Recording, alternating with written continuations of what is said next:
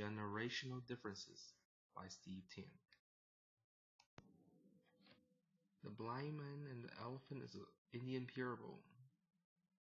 It's a parable that shows six blind men who each touches a part of an elephant, a different part, and they came to a different conclusion of what an elephant is like.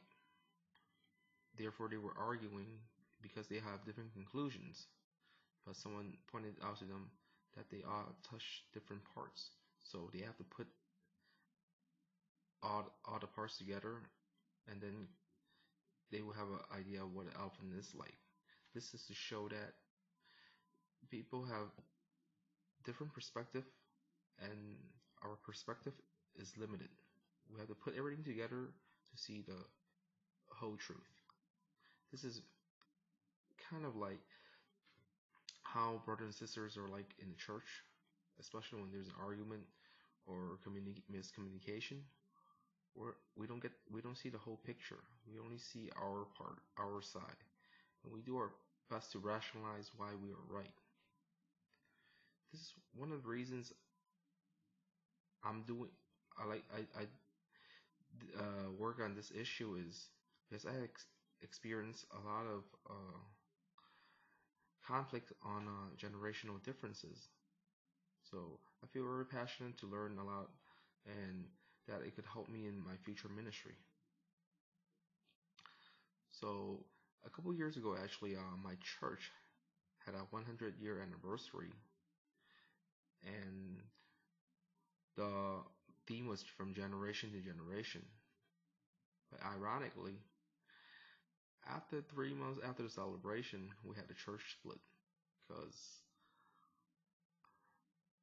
some people, especially the millennials, weren't satisfied with the leadership, which were basically all boomers. So they decided they don't want to do this anymore. They don't want to be together anymore. They just want to start new. Some of the things that they tell me is that the leadership doesn't understand them.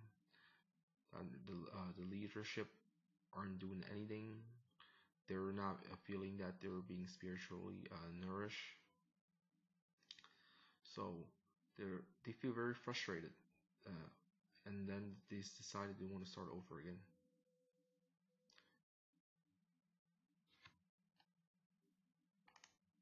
The main difference is that the younger generation, the millennials, see things differently and work differently from the older generation, which are the boomers.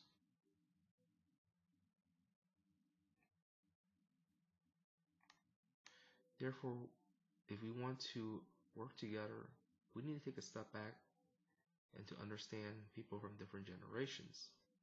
But even before that, we need to reflect on our own identity again. We have probably forgotten that our true identity is in Christ. In Dr. Tucker's book in chapter 2, it talks about identity. The world tells us to take on an identity that is required to function in society.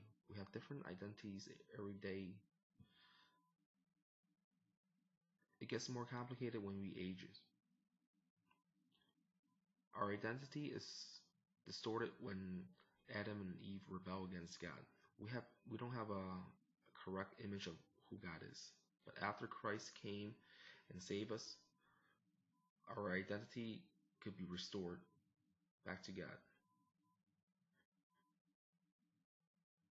If we are true to our identity, our Christian identity, we start developing Christ-like behavior. So if there's any disagreement or there's any communication, we'll be patient, we'll be willing to listen to others, we would be willing to withhold judgment and even deny ourselves for the benefit of others.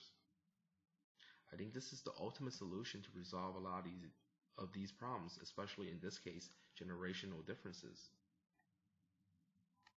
Dr. Tucker's book in chapter 8 talks about generational differences. I will be using a book called Effective Generational Ministry to expand on the conversation. This book complements and extensively covers a great extent of the issue of generational differences. I will be focusing on the baby boomer generation and the millennials. I will talk about two church situations that I experienced that kind of give us an idea of where major differences is between these two groups. A couple years ago, I as a millennial had a conversation with a deacon who was a boomer. I was talking to him that I wanted to leave the church, but still serve as a youth counselor on Friday nights for the kids. Told me that I want to leave because I was frustrated with the leadership that is constantly upholding doctrine without any grace. So he told me that we need to uphold these doctrines to ensure that we obey God because the church needs to set a good example for the congregants. So, but the thing is that, in my view, I feel like we need to find having a platform, come to common grounds, build relationship in order to talk about doctrine. If not, no one will listen. This is one of the major areas that we disagree on. He also told me that if I don't leave, he could let me be the youth coordinator throughout all the youth fellowship. However, that title doesn't appeal to me because I don't serve because of a title. I serve Christ and the kids because I love them. However, in his view as a boomer, a title is very important. It's part of his identity.